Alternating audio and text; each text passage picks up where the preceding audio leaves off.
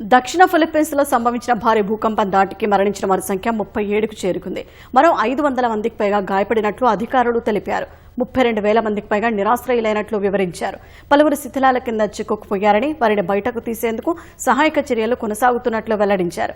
ఫిలిప్పీన్స్లోని రెండో అతిపెద్ద ద్వీపమైన మిందానోలో 7.8 తీవ్రతతో భూకంపం సంభవించింది. ఈ ఘోర విపత్తు కారణంగా చాలా ప్రాంతాల్లో భారీ ఆస్తి నష్టం వాటిల్లింది.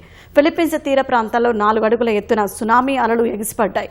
సరంగాని ప్రావిన్స్లోని గ్లాండ్ ప్రాంతాల్లో కొండ చర్యలు విరిగిపడి 18 మంది మృతి చెందారు.